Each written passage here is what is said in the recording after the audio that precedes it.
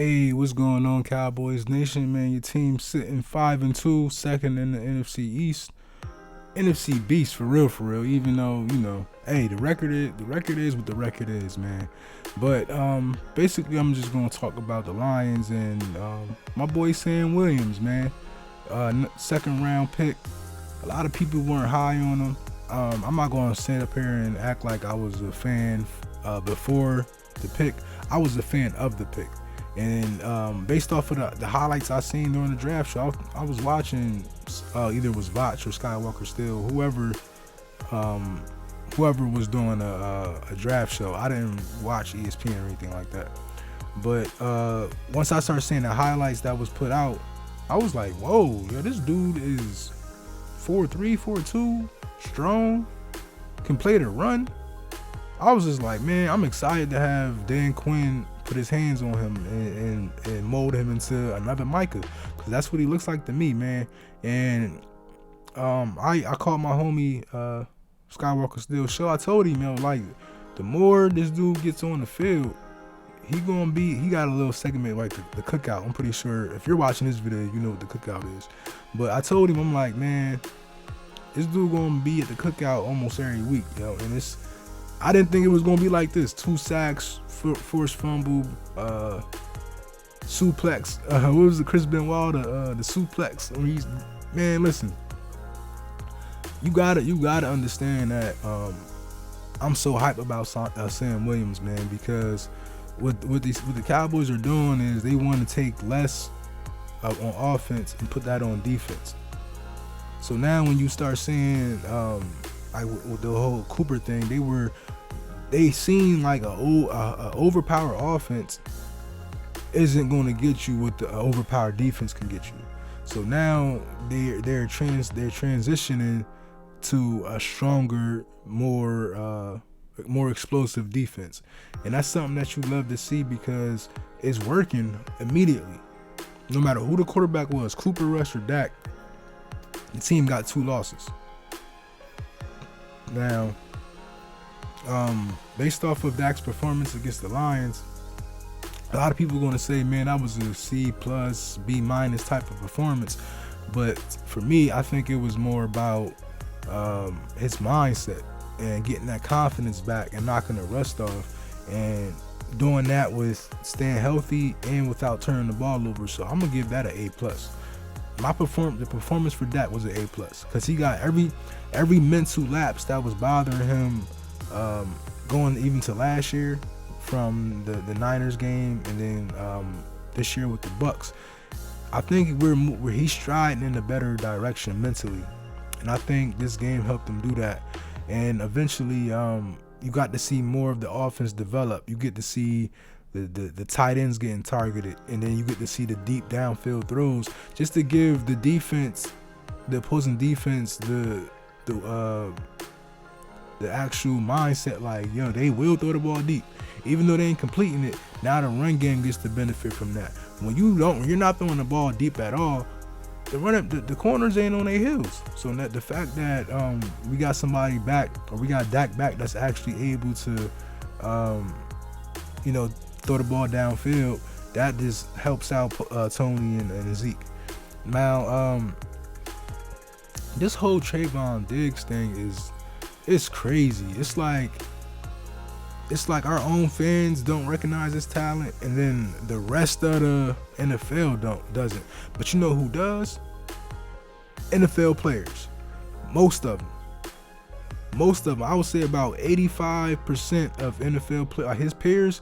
Most of them guys respect Diggs. It's the Cowboy fans that don't. I don't even know why our own fans are negative about this dude. I don't get that.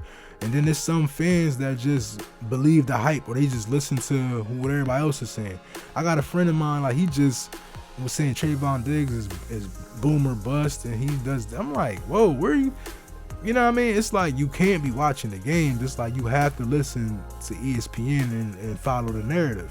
And that's what these people are doing. And it's like, hey, listen, you can do that, but let's see what your quarterback does. Let's see how your quarterback plays against it. Let's see if he throw to that man's side.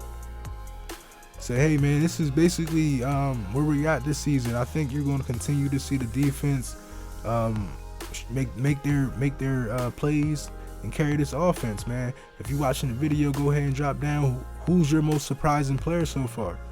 I didn't say best, the most surprising. I'm gonna say, even though I kind of hoped and wished that Sam Williams would be this, it has to be Sam Williams for me, man. That's my guy, man. And it's crazy because it's like I just feel like this dude, man, he's just special. He's special. And then you got somebody like Dan Quinn molding him.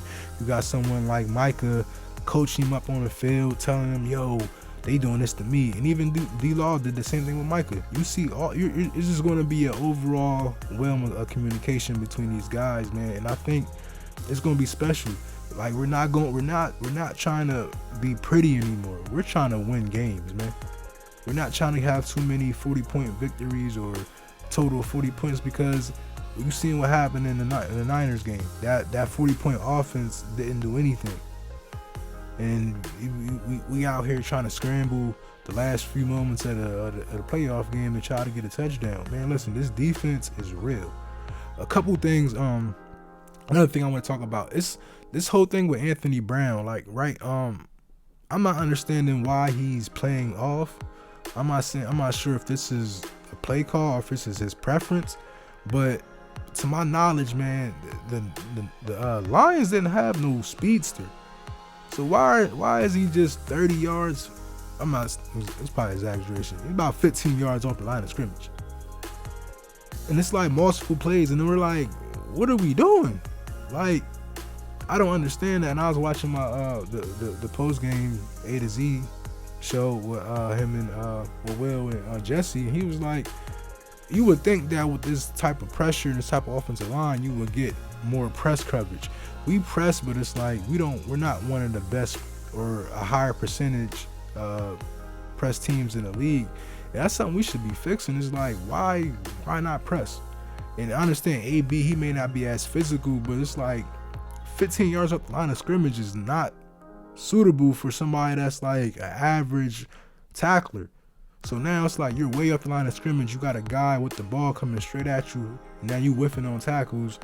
And it's man. So I just think that's something we should fix. If he's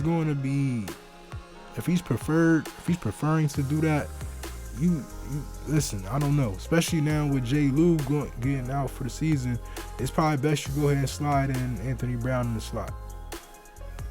If you're gonna be just playing that far off and you don't want to press, a lot of slot corners don't press as much. So that's my point on it, man. But this defense is real. This defense is real, man. And I thought they were. See, the defense, they're very physical, but this is probably the most physical we have had in the Cowboys roster for quite some years. But as far as overall for the league, they probably got a way to go. But I like the transition. I like what the coaches is doing. I like where they're moving the needle to, man. And I want to thank y'all for tuning in. Thank y'all for watching the video. I'm trying to get back into the habit of tweeting more during the games. You can follow me, JUSBOYZ on Twitter. I tweet about the Cowboys, the Bucks, my Yankees. Man, listen, I'm gonna just say this. I don't even want to do a video on the Yankees, but just getting swept in the playoffs. All right, man, y'all have a good one. Peace.